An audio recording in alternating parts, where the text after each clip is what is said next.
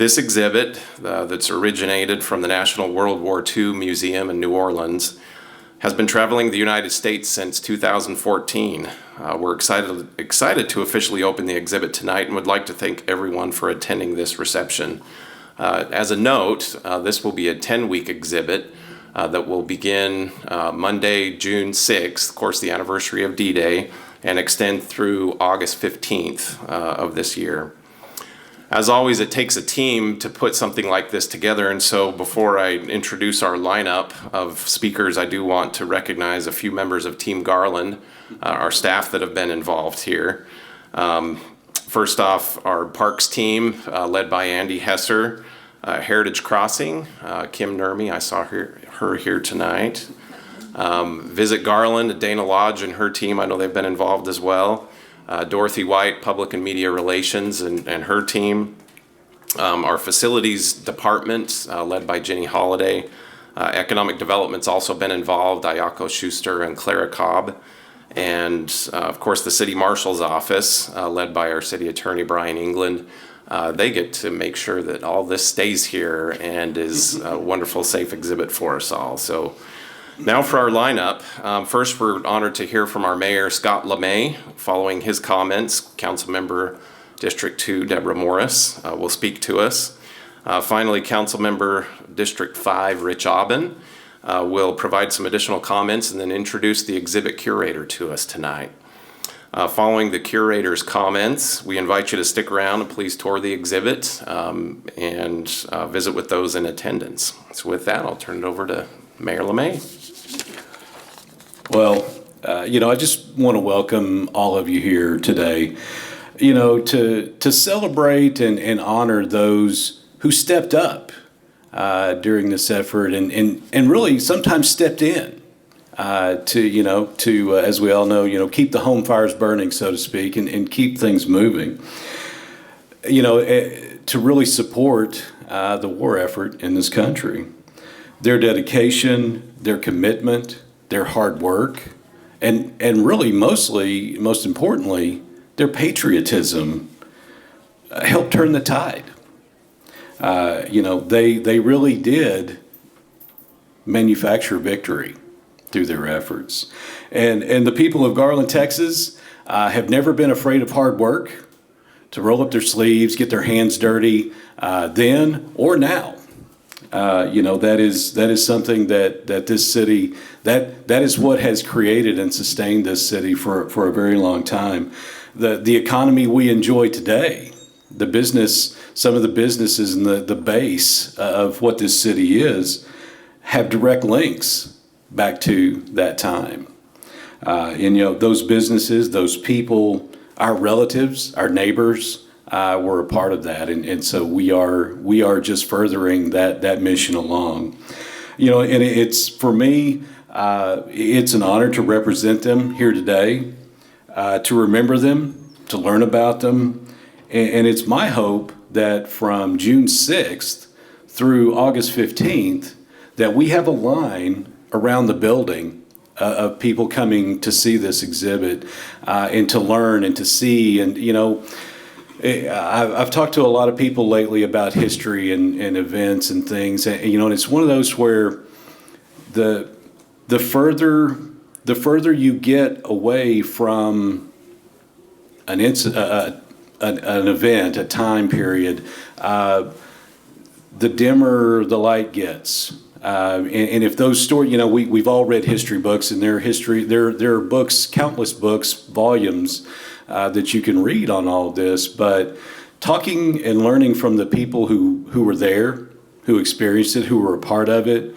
is invaluable. The arsenal of democracy, to see how we manufactured that victory. And I hope that after they experience this, that they'll take the short trip down the street to our own landmark museum and really see the foundations of Garland and how we sort of came to be and who we are today.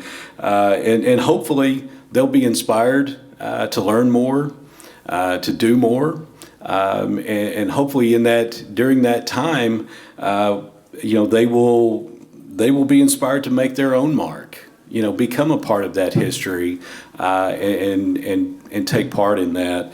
And so, I just want to thank you all for coming out. I want us all to share this and experience it together, but I also want to make sure that we're getting this message outside these walls. So thank you all for being here. Councilor Morris.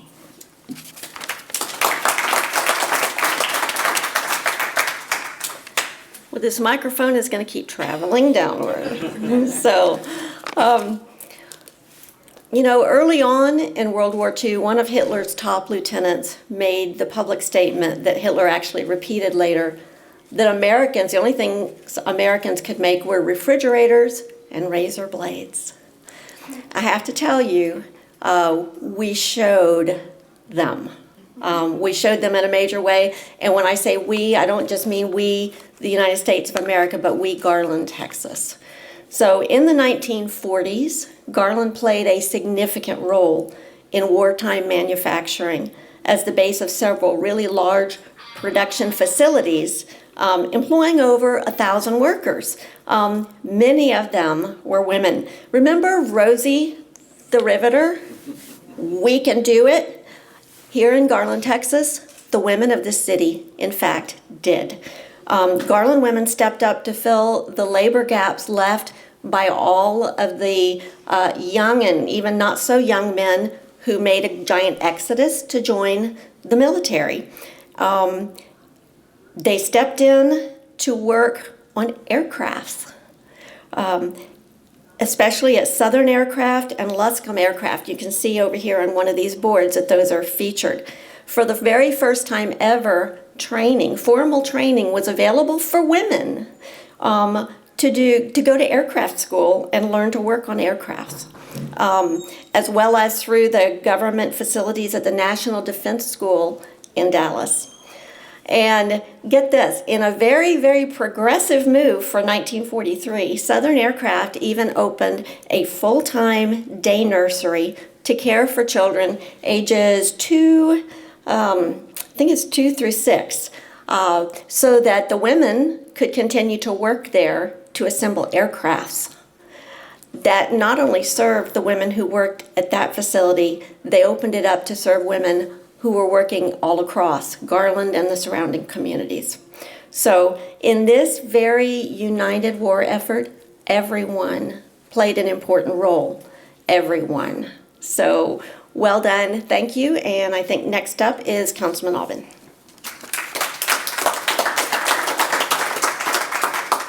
Thank you.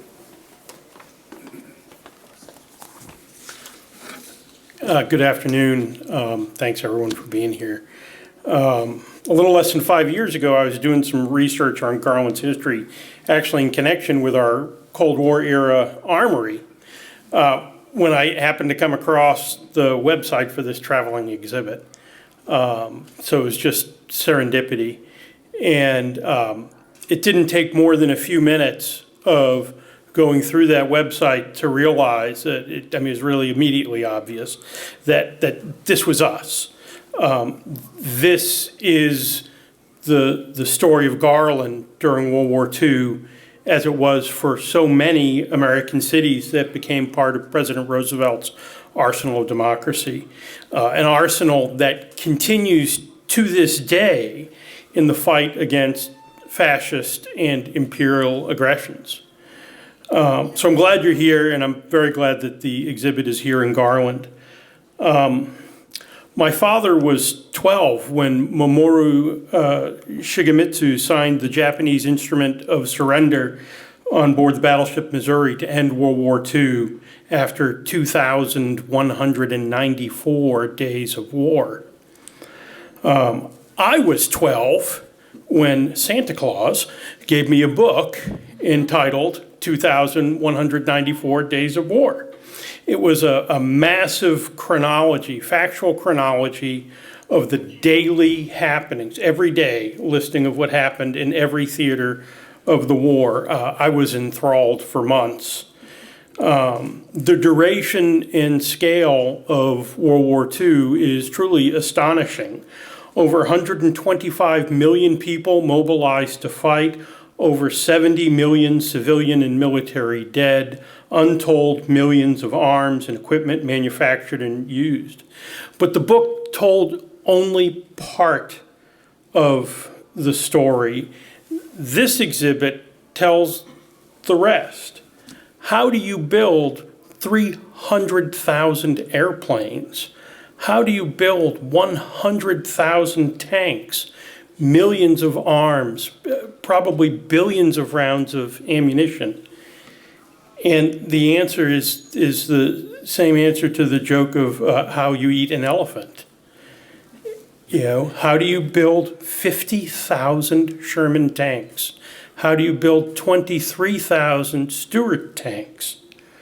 One diesel engine, one piston at a time, at plants all over the country, including the plants of Giberson Diesel Engine Corporation and Continental Motors right here in Garland.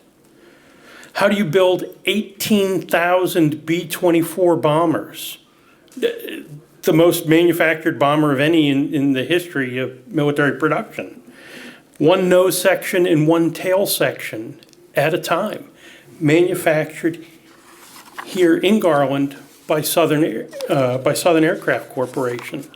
How do you train over 430,000 pilots? One pilot and one BM-10 trainer aircraft at a time, built here in Garland.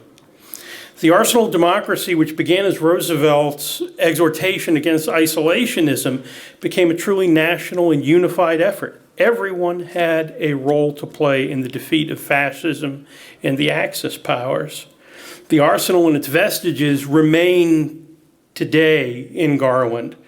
The Continental Motors plant became a Kraft Foods facility, and it's all described over here in these really wonderful panels that were created. I think Kim created those panels, and they're wonderful.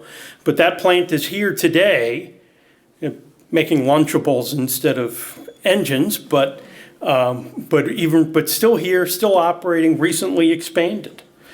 Southern Aircraft facility, after some failed attempts to pivot to civil aviation, became IMCO and then General Dynamics, where it continues today to manufacture defense items. It manufactures basically shell casings of 500 and 1,000 and 2,000 pound bombs that are today in use, and I don't know if we've sent specific bombs to Ukraine, but our arsenal of democracy works today to fight against fascism and imperialism. Luscombe, through a series of mergers, became LTV, then became E-Systems, and then Raytheon, which was a longtime Garland company until very recently. This exhibit is so important to us because it tells that story, the national story and the Garland story, so that the following generations, including my own 12-year-old, will understand the price of freedom and be inspired by what they learn.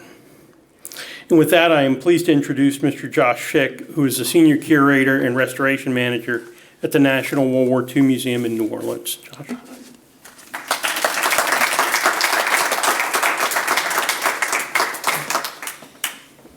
Return to whence it came. All right, so good evening, everyone. It's been a few years since I've been out traveling exhibits and haven't quite gotten as much podium time as all of our distinguished guests. So here we go. Let's see how we're doing. I was kind of setting up to come talk about this exhibit, and it within my department we call it the little exhibit that could.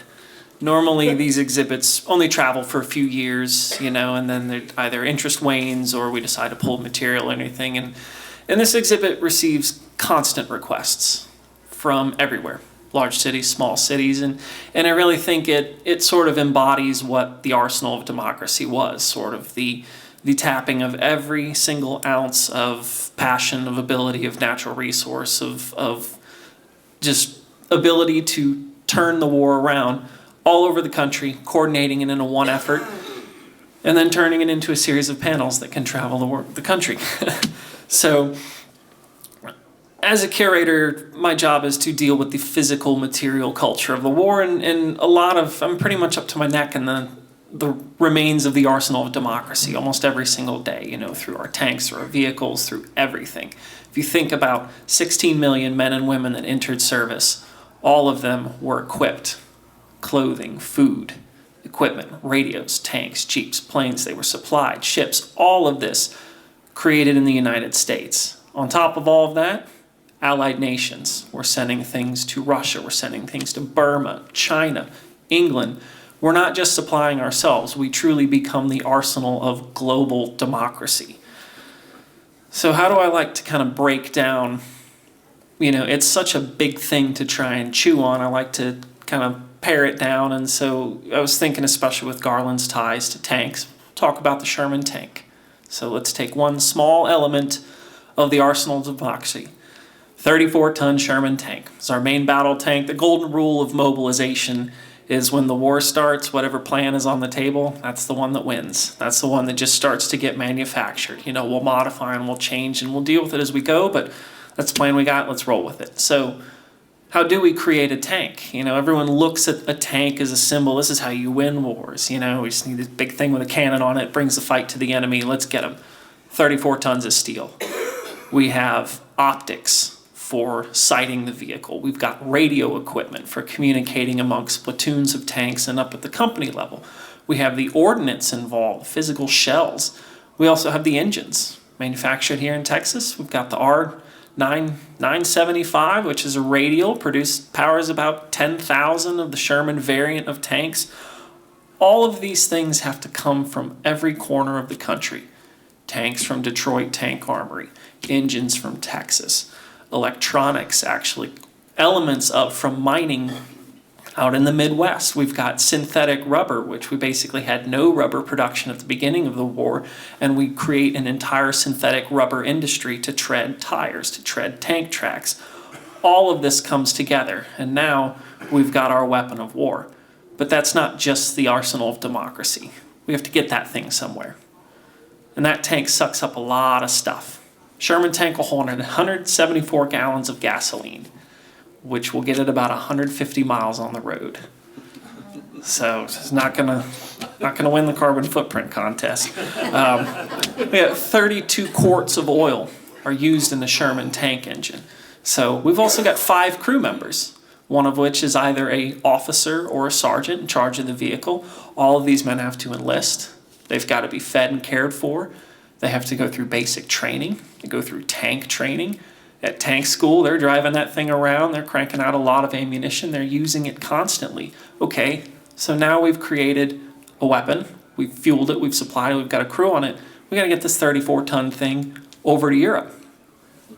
We have to create ships. We have to create supplies to supply the men operating the ships. We've got to get all of this tremendous volume of material over there. And that's for one tank. We built 49,000, a little over 49,000 Sherman tanks during the war. So everything we just covered times 49,000. And that is only a small part of what it took to win the war. That's only one variant of a tank. That is only one type of vehicle. There's trucks, there's jeeps, artillery. Not even going to get started on the ships. It is just tremendous. It's mind-boggling. The gross domestic product of the United States in 1929, we put out about twice of that during the Second World War. Huge volumes of material. So what does this mean for us now and for today? Well, the flat-out summary is, as was covered, is 300,000 aircraft, 76,000 ships of various types, 80,000 armored fighting vehicles of various types and sizes, 16 million men and women serving over the course of this war. Huge. And the arsenal of democracy, first and foremost, we win. We create this tremendous amount, and it's not just a race to get stuff out there. The type of production that it took to build all of this isn't just simple bolted together things. This is advanced technology. These are things that you have to look at manufacturing and how saving a 1/4 inch of hemline on a uniform can save 100,000 square feet of fabric over a production run of millions of uniforms. I mean, it is just constant, and it is the arsenal of democracy that those ideas exist at the highest levels, from Knutson, who's organizing the entire run of show, to the unnamed person at the Continental plant who finds a quicker way to mill out a piston head. It's all these little things. Every single little bit helps tremendously in the wrong one. Now, another thing that we like to think about too is, we're not just talking about we sent the tank over, it's rumbling around and it's shooting stuff and we win the war. We want to look at how did the arsenal of democracy change us today? And so as we kind of look at it now, the United States becomes a true global power. So war, among many things, is actually a mass migration. So globally, we see American culture and American material produced spread out all over the world. All of a sudden, there's M&M's candies in Berlin, or Coca-Cola on a far-off Pacific island, or a truck that's too large to really bring back home and it stays, and American trucks become standards in places. Huge volume of material gets spread out across the world, and these little bits of Americana touch everything. And that's where we change culture, with American culture, candies, Cokes, all that kind of stuff. But finally, something that I think is always important to focus to is, what did that do for us internally? What did that mean to us? We set to save the world for democracy. We set to support our allies. We cause all kinds of shifts that we never really thought about. We become a global power, our culture goes everywhere. But within the United States, mobilization for the arsenal of democracy changes how we operate. We see mass migrations of people within the U.S. We see a lot of African Americans coming from the South, moving north for manufacturing jobs, getting new, albeit still restricted, but new access to wealth and capabilities, setting the stage for changing things in the future. We see 6 million women come into the workforce, not just showing up for the first time, but breaking out of the traditional roles into manufacturing, aircraft producing, welding, using lathes and things that are multi-ton machines, doing beautiful work at 10,000ths of an inch. And we see them stay for the most part. We do see a lot of women leave after the men come back, but over 2 million women remain in the workforce, and they stay as a group that's not going anywhere after that. And that once again sets up future change. So we're not just talking about building tanks to win a conflict and then moving on. We're talking about an entire movement that changes the country, shows the country's potential, and still is affecting us today. So thank you all very much for listening to me. Hope you all very much enjoy the exhibit, and I will definitely be around if you've got any more questions.